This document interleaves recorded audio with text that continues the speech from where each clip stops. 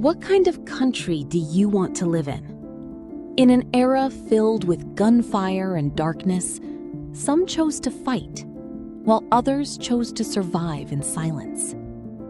But one man was different. He did not simply try to survive. He asked a deeper question. What kind of world should we live in? His name was Kim Gu. As a child, he was ordinary.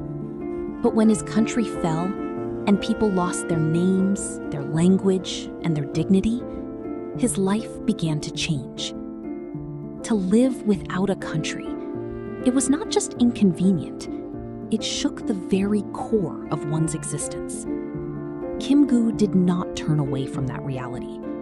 He trained himself and stepped onto the path of independence.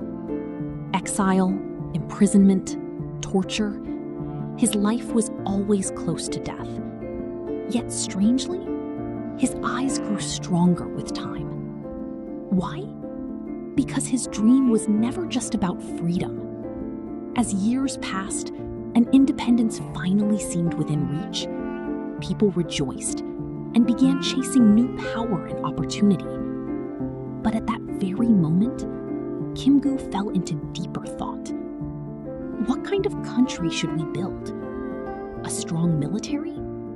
A wealthy nation? He kept asking himself. And in the end, he left behind a single sentence, his true dream. I wish for our country to become the most beautiful country in the world. A beautiful country. Not defined by landscapes, but by people respecting one another. By hearts, not power. He understood something important. True strength does not come from weapons or authority, but from the dignity of people. But reality did not follow his dream. Amid division and conflict, the nation's path became uncertain. And in the end, he left this world without fully seeing the future he longed for. Yet his dream did not disappear.